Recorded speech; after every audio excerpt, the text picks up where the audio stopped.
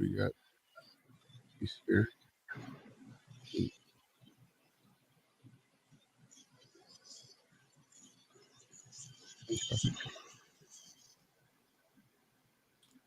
Awesome. Brother, we are live. All right. I can hear myself on your side, but it's not that loud, so I think we're solid. Let me make one other little quick change here as we're getting started.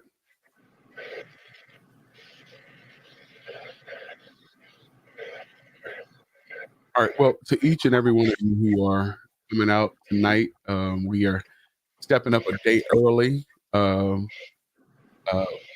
partially because I have an appointment tomorrow that would make us be unable to go live, and so because we definitely feel the power and the need for this type of content, we felt like we wanted to get it in early.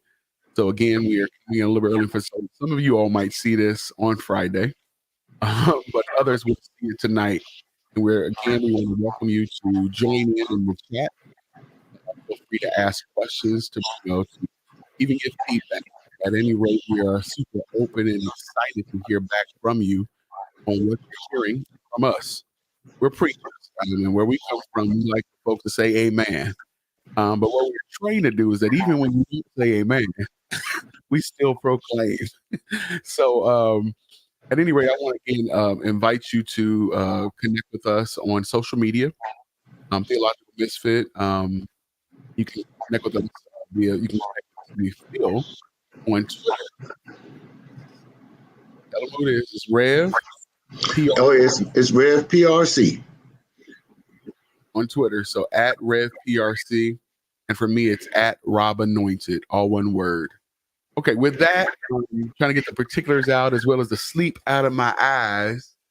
Phil, I guess, let's start with what's happening in our world today. And I know you and I both were probably consumed for the past couple hours watching. I was watching CNN. I think Phil was watching Fox, y'all. Tell me, what did you hear out of those hearings that stood out for you? That Trump did indeed conspire and lead a seditious insurrection against the government of the United States. He is as guilty as sin, and he needs to be prosecuted, convicted, and imprisoned. That's what I heard. I think all of that is to your assessment of hearing the same thing. I think you and I both know the cows will jump over the moon before he gets prosecuted. Absolutely. Less charged. And I don't care whose DOJ it is. I think simply they won't do it out of fear. Right. To be quite frank with you, who's oftentimes a conservative, even if that term in and of itself has lost its definition. So I heard that.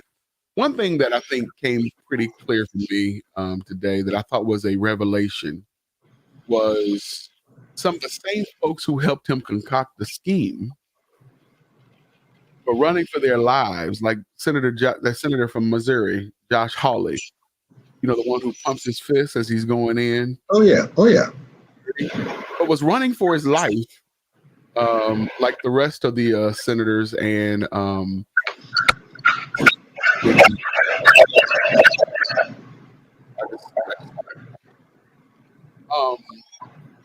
anything else for you? I mean, it's exposing level of hypocrisy that is unconscionable, really unfathomable, but it is there.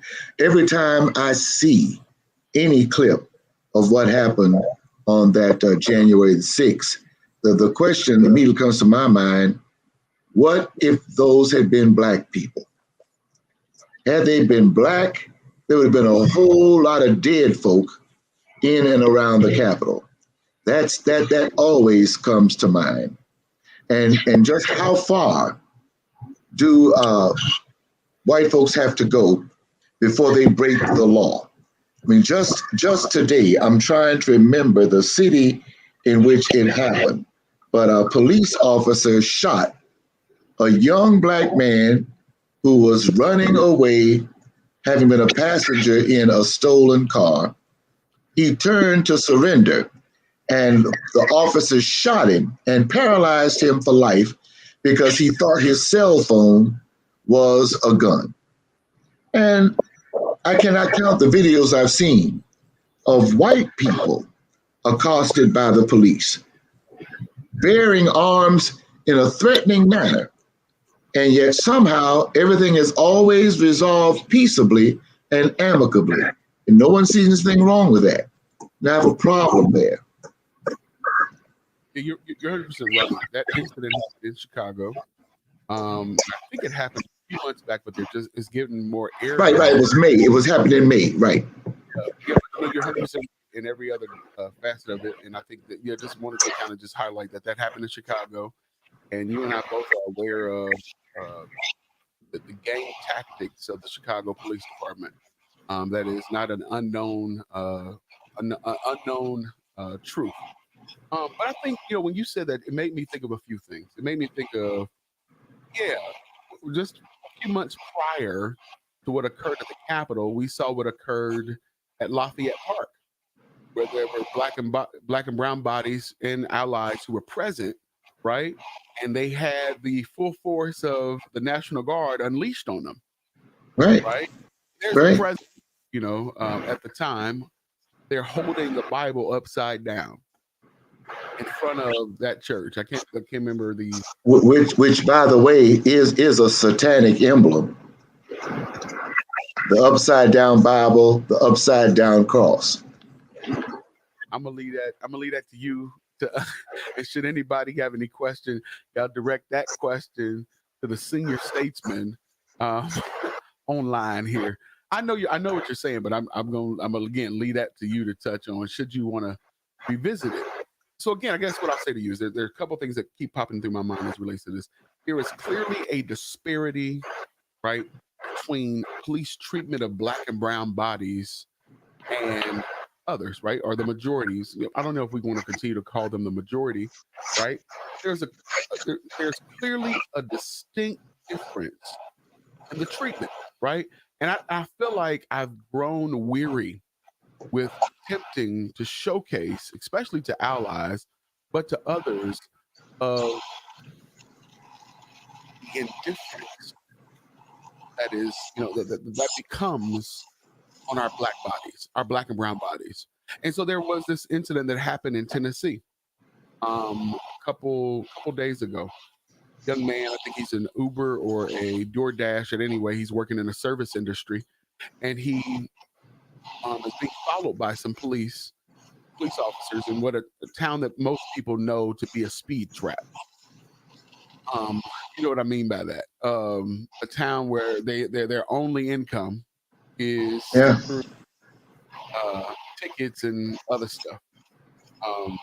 So that happens. So he fails to yield. He does not stop. He goes on. He proceeds to go home. He runs home. At the fastest speed he was going was 35 and a 25. Gets to his house, gets out of the car, runs to his home. Police break home, right? Beat him, drag him outside, right? And his bloody face is all over Twitter, right? And we're made to believe that is supposed to be, I'm sorry, that's correct policing of black bodies. That's interesting to me, right? Because in the same breath, I can share with people stories as I know you can, right? Of persons who were literally threatening the lives of officers with weapons.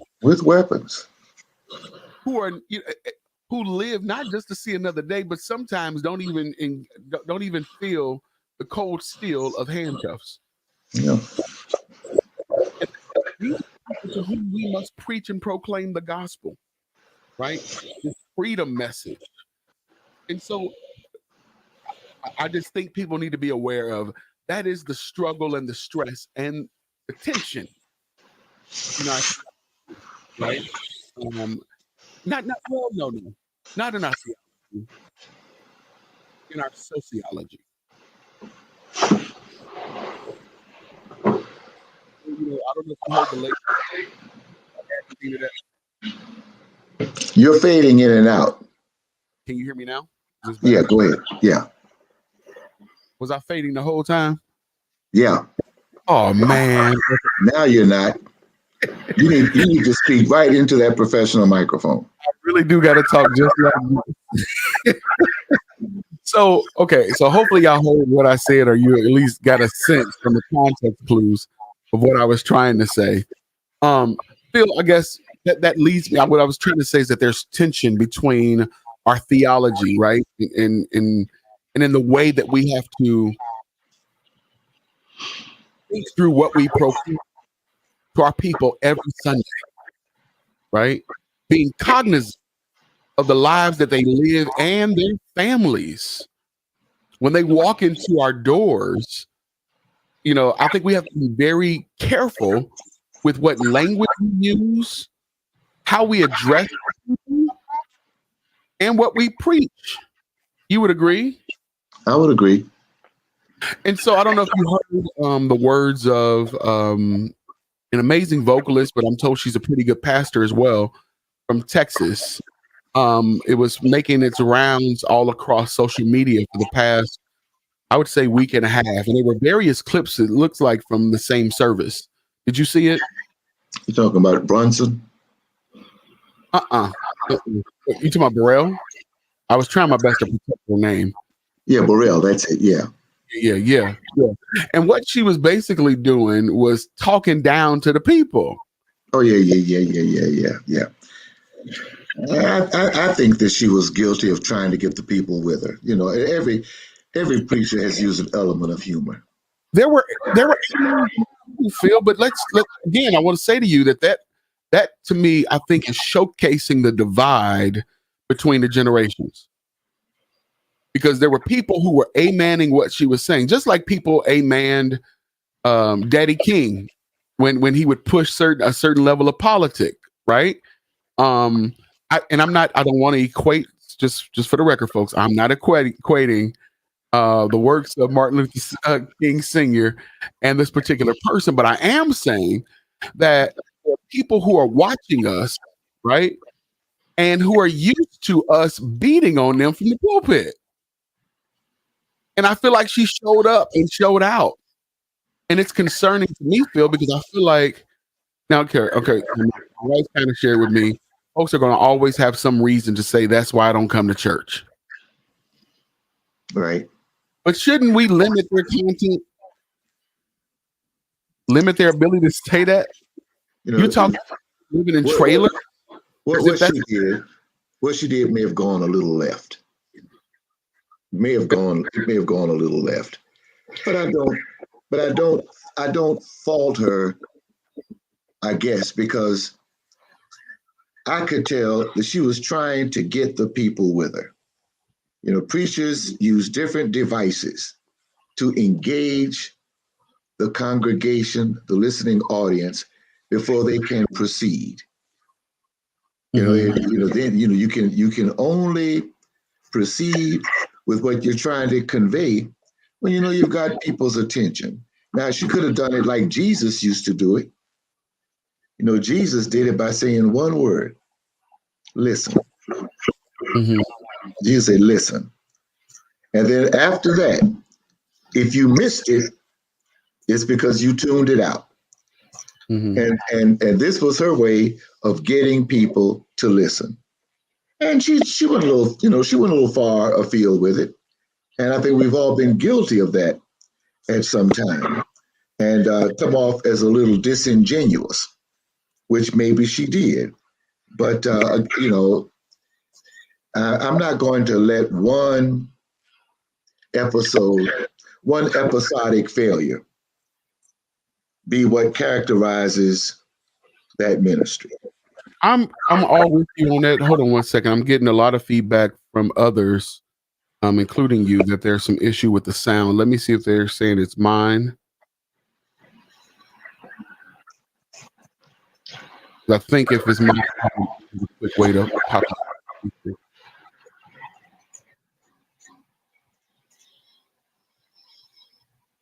But not one thing to be, you know, should encapsulate her ministry. Not at all.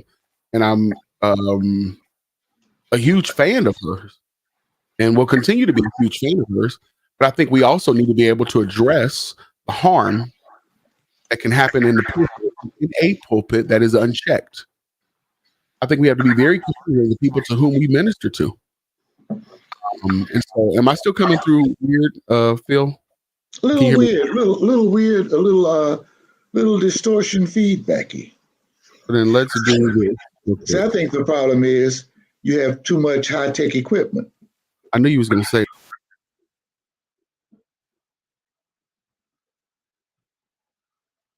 Not hearing anything at all.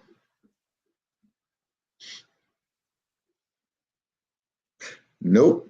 See, my setup costs about 1/10 of yours. There's less to go wrong. I'll tell the people while you're setting up. Rob has a professional studio set up there, and I've seen it. It is extremely impressive, and it would take me the better part of a month just to figure out what all the buttons were, and then another month to figure out how to use them. But that's his setup. His microphone alone costs probably as much as my notebook. So, that's what he has going there. I know that the microphone. No, I know the microphone in Boom costs as much as my notebook and my iPhone probably. So he's a technocrat over there. I appreciate you. Can you hear me now? Oh yeah, see, he even knows how to swing the mic to the side and readjust the parameters of his system such that the sound is able to come through now. It's just fascinating. Okay, so I'm hoping my wife is listening as well. I think she'll tell me whether or not it's improved a bit. Oh, it's improved. It's improved. Yes, very much so. Part of what I got to do is I literally got to find somebody who's actually a real techie to get this thing set up correctly. And I thought I knew what I was doing. I thought I could do some plug and play stuff, and it ain't that simple. So I think we'll continue to work on that. But my apologies to anybody. My wife said I would sound like I was underwater. So my apologies for that. Let's move. So again, but as related to the Kim Burrell point, I wanted to make sure that what I'm trying to say, if I'm not doing a good job of saying it, is that I think we in the ministry have to be careful of how we use the pulpit. And because people are listening, people are sensitive, people have been broken, and it ought not be our job to do anything other than help them get more centered. Yeah. And so I'm sure you would be able to give that in a more pastoral way. No, you're absolutely right. We cannot use the pulpit in a bully fashion to beat up on people. We are supposed to, our task is, I'm trying to remember who said it. You might help me here, but the preacher is to comfort the comfortless and discomfort the comfortable. We're even going to step out here like this. Let's see if this is better. The task of the preacher is to afflict the comfortable. That's it.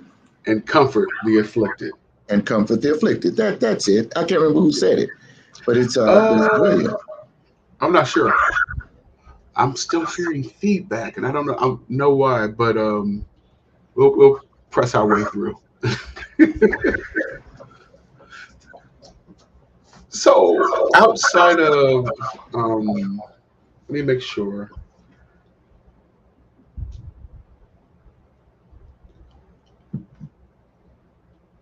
I'm still getting feedback from my folks about the sound, and I will apologize to the folks. We might need to record this and post it later. Wait to see if I hear anything else here. Okay, more feedback. Phil, what I think we ought to do Hmm. is let's go offline, let's record, and we'll share this on tomorrow. Okay. Does that work? All right, folks, y'all gonna get a brand new show. Thank you all so much. All right, take care.